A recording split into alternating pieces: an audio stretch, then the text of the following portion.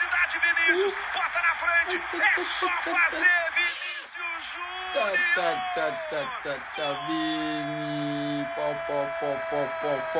Nos Brésiliens sont en feu sous Carlo Ancelotti, ça me rappelle des souvenirs. Un but, une passe décisive pour Vinicius et un doublé pour Rodrigo. Vinicius, malgré que sa maison elle a été brûlée, il se soit affiché sur Instagram en présentant ses excuses à sa copine. On dirait bien que le Joga Bonito est de retour. Et en 3 matchs avec Carlo Ancelotti au Brésil, il est à 3 de GA, 2 buts et une passe décisive. Aujourd'hui, Rodrigo a été aligné en numéro 10 contre la Corée du Sud et on dirait bien que c'est un rôle qui lui va bien. Le poste de numéro 10 convient complètement à son style de jeu. Ça ne m'étonne pas du tout qu'il arrive à performer à ce poste. J'espère que ça va donner de bonnes idées à Xabi Alonso. Vinicius souvent critiqué pour ses performances avec le Brésil. En 78 minutes aujourd'hui, au-delà de son but et de sa passe D, c'est 3 chances créées, une grosse chance créée et 30 sur 32 passes complétées. Le but qui fait plaisir pour conclure la prestation. J'espère qu'il va revenir à Madrid avec ce feu dans les jambes. Et concernant Rodrigo, il a enfin brisé la malédiction. Depuis le match contre une équipe de D1 autrichienne en pré-saison, il n'avait plus trouvé le chemin des filets. Bref les gars, nos Brésiliens sont en feu. Et il y a des fois, quand tu arrives en sélection, tout est relancé. Depuis combien de temps le Brésil n'avait pas proposé un tel football? Carlo Ancelotti a pris les mêmes et a recommencé.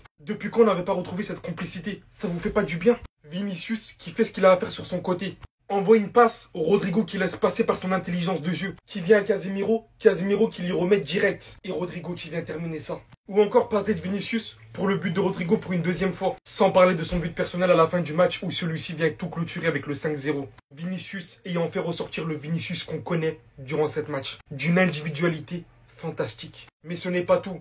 Puisque c'est sous la nouvelle ère de Carlo Ancelotti avec la Seleção qu'un nouvel attaquant est en train de voir les jours. Estevao, en continuité de ce qu'il propose avec Chelsea, doublé aujourd'hui. Bien évidemment, qui recevait des caviars, mais quel sens du placement il avait. Quelle capacité de finition, sans trembler. Cette équipe a tellement du potentiel et peut tellement réaliser des choses. Mais tout ça, bien évidemment, ça passe par des retrouvailles importantes. Et on l'a senti durant ce match.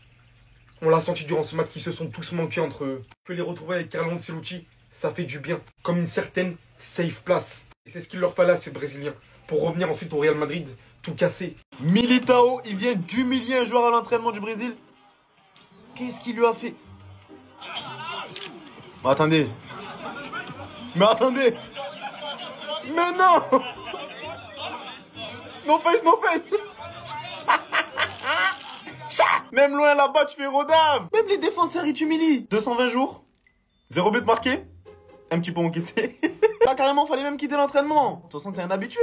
Tu l'as déjà fait chez nous, là, quand t'étais pas content. En tout cas, aujourd'hui, c'est un très grand jour pour Rodrigo. Après avoir bien broche toute la nuit Carlo Ancelotti, et il est enfin titulaire. Aujourd'hui, il n'y aura pas de raison de bouder. Titulaire, à gauche, tout ce qu'il a demandé. Pour l'occasion, il a fait venir un barbeur à domicile. Il a retracé son petit trait swag sur le sourcil. Petite boucle d'oreille, c'est bon, t'es prêt. Dents blanches, tout. Tu vas marquer ou tu vas faire le petit aujourd'hui? Il y a 2 jours, tu nous disais qu'on doit montrer qu'il est Real Madrid. En tout cas, Militao, il doit montrer. Hein. Et il a montré que t'étais surtout plus parmi nous. Après, c'est vrai que, vu le ventre là de Thomas, on avait déjà pu le constater. Et puis même, ton papa l'agent qui like des publications de toi avec un autre maillot, on avait déjà pu le constater. Hein. Sur le terrain, ça va plus trop. En dehors, a priori, il y a eu une rupture entre toi et elle. Avant de nous quitter définitivement, donne-la à Vinicius. S'il te plaît. En ce moment, pour lui, c'est chaud. Tu vois pas, il débite dans sa story pour essayer de la récupérer. Et Vini a besoin des babies pour performer. Et le Real Madrid a besoin de Vini. Alors, on fait comment? Le prochain qui finit top 30 ballon d'or, il a gagné ou... Je m'arrête là pour aujourd'hui parce que on m'a demandé de réagir, mais d'être cool avec toi. Je suis qu'à 2% moins. Dites-moi en commentaire, est-ce que je crée le fameux compte Has Rodrigo score a goal? Je crée un compte Twitter ou...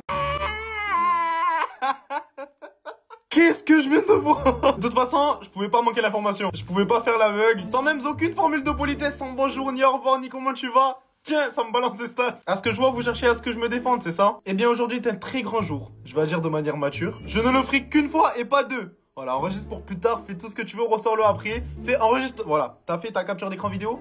Ok. Au nom de Drixé, je tiens à t'adresser toutes mes explications de pourquoi t'es fort tout dans tes petites équipes. Ah ouais, je suis un rageux, peut-être. Mais quoi? Vous croyez vraiment mettre fin à cette statistique de 220 jours sans marquer en compétition officielle? Mais on parle avec le Real Madrid là. Depuis quand vous m'avez vu supporter la Seleção? Mais ça va pas ou quoi? Oviedo, Atlético il a pas joué. Oviedo c'était trop dur de marquer donc il est parti se garer là-bas contre la Corée du Sud. Et puis faut voir comment il est refait. Il bombe l'Instagrammeur. Tout à l'heure sur IG je vous ai mis une story pour demander est-ce que je crée le compte Has Rodrigo score a goal? Galette tu peux oublier. Donc faut que je vous précise. Fort, Real Madrid, faut jouer. Vous avez besoin de... Ça se voit pas sur moi que je suis partir du Real. Et puis vous êtes bien drôle vous à me spam quand il marque. Quand il prend des petits points là, pourquoi personne m'envoie? Y'a que mettre 2-3 acolytes à moi qui m'envoient. Vous êtes madrilène oui ou non? Alors préférez quelqu'un qui aime vraiment son équipe à quelqu'un qui nous inventait qu'il avait de la morvenée tout le week-end parce que Florentino ne voulait pas l'augmenter. Supplément cette année, j'ai pas envie de jouer à droite. Et supplément quand tu me mets pas titulaire, je boude. Sous prétexte que quoi? Il a marqué 2 buts en 2 minutes il y a 3 ans. Eh bien si vous préférez lui à moi, réfléchissez bien. Parce qu'il ne vous connaît pas. Parce que moi et lui on est peut-être en conflit. Pour des raisons que j'expliquerai la semaine prochaine dans une vidéo. Mais moi il me connaît. Et quand je vais au stade pour l'afficher, il sait. Avec ses faux comptes là, il croit que je l'ai pas cramé. Je suis choqué. Quel maxeur. L'Autriche vient de mettre 10 buts à 0 contre Saint-Marin. L'attaquant phare de l'équipe, Karnotovic, a rentabilisé ça jusqu'au bout. Vous allez me demander comment. Avec cette rencontre, le mec est littéralement passé de 50e meilleur buteur de la compétition, parmi les je ne sais combien qui ont que un but lors de ces phases de groupe de la qualification à la Coupe du Monde, à 2e en un match. Juste derrière Haaland qui a 9 unités. D'ailleurs, je me demande comment il arrive à 9 unités, ce grand malade. Il s'est dit, hein, c'est maintenant ou jamais. Carrément, il les laissait plus respirer. 83e 9-0, 84e 10-0 quelques secondes après. J'ai vu la notif, j'ai dit, non mais Saint-Marin, à un moment, faudra m'expliquer. Genre, même si vous êtes nul, on peut pas être à ce point-là. 28 buts encaissés, un seul but marqué. Carrément, vous venez vraiment ici pour souffrir en fait. Et des mecs comme Arnautovic, ils viennent, ils en profitent. Franchement, des fois, faut dire la vérité. Certains moments, on peut comprendre les supporters d'Amérique du Sud qui disent qu'il y a vraiment certains attaquants qui boostent leur stats avec ce genre d'équipe. Regardez le niveau en face, s'il vous plaît. Si c'est pas Saint-Marin, c'est Liechtenstein. J'ai jamais su comment prononcer leur nom, mais vous m'avez compris. Regardez comment ils se régalent. Le mec, il vient, il finit 2e meilleur buteur de la compétition. Les gars, pour Hendrik, ça semble très compliqué comme son futur du côté du Real. Regardez ce qu'on vient d'apprendre aujourd'hui. Xabi Alonso a informé Hendrik qu'il serait compliqué d'obtenir du temps de jeu régulier cette saison. Donc pour l'instant, les gars, ça fait 5 mois qu'il n'a plus joué un match de football en compétition officielle. Oui, il a été blessé, mais là, il est plus blessé. Depuis 5 matchs, 0 minute de temps de jeu cette saison, les gars, pour Hendrik. Le Brésilien est resté car son objectif est de réussir et s'imposer au Real Madrid. Mais des fois, les gars, il faut se remettre en question. Et peut-être le mieux pour lui, c'est de partir en prêt dès janvier prochain. On va parler cette fois-ci de Mike Maignan et la Juventus Turin vise Mike Maignan en vue de l'été prochain. Surtout que le gardien est très intéressant. Il est libre en fin de saison. Les négociations au sujet d'un renouvellement de contrat à l'AC Milan sont bloquées depuis un certain temps. Le gardien est ouvert à une nouvelle expérience. C'est officiel concernant Harry Kane, il vient de remporter le prix du joueur du mois du côté de la Bundesliga, donc pour le mois de septembre. Après, c'est totalement logique, les gars, il a joué 3 matchs, il a marqué 7 buts et une passe décisive. Et du côté de la Première Ligue, là aussi, pas de surprise, les gars, c'est Erling Haaland, bien sûr, qui remporte ce prix. Il a joué 3 matchs de Première Ligue au mois de septembre, 5 buts et une passe décisive. Les gars, on est le 10 octobre, le 10. C'est donc la journée des numéros 10, les meilleurs joueurs de toute l'histoire du football. Tous ceux qui n'ont jamais eu la chance, je dis bien la chance, de porter le numéro 10 ne font pas partie des légendes. Voilà. Le numéro 10, il symbolise le football, il symbolise la réussite, il symbolise le meilleur joueur de l'équipe. Pourquoi ils ont mis Martha eux aussi? Ils sont là, ils gâtent mon TikTok. J'ai envie de la cacher, wesh. Bref, Messi, Zidane, Pelé, Maradona, Ronaldinho. Terminus. Par respect, ils ont rajouté Modric et Bergkamp, parce que c'est des grands joueurs quand même, ça a été des grands numéros 10.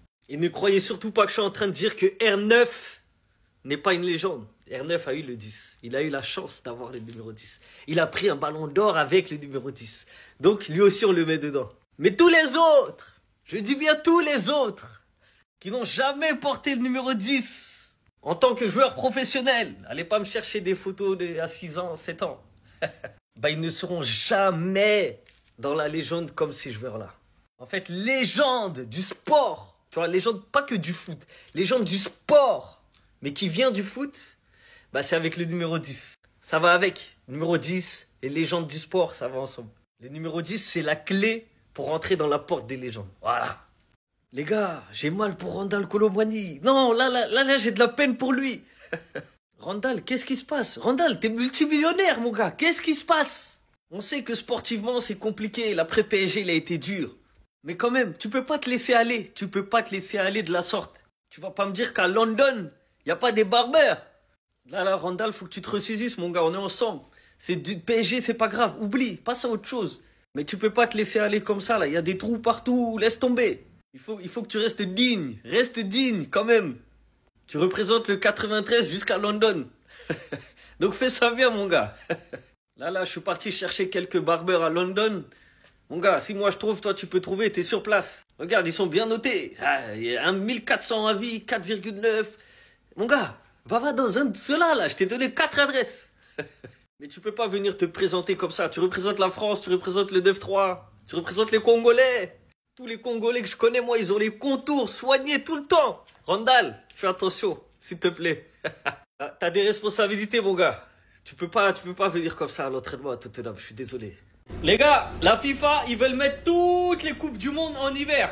Étant donné qu'en 2034, c'est en Arabie Saoudite, bah en gros, c'est le même problème qu'au Qatar. Il fait super chaud l'été. Et du coup, ils veulent la faire en hiver. Mais même après l'Arabie Saoudite, après 2034, ils veulent le faire tout le temps en hiver. Parce que l'été, il fait trop chaud. Maintenant, le problème, c'est que même en 2034, en Arabie Saoudite, le problème, c'est quoi? C'est qu'en novembre, décembre, il y a le Ramadan. Ça veut dire, peut-être, ça va être en janvier.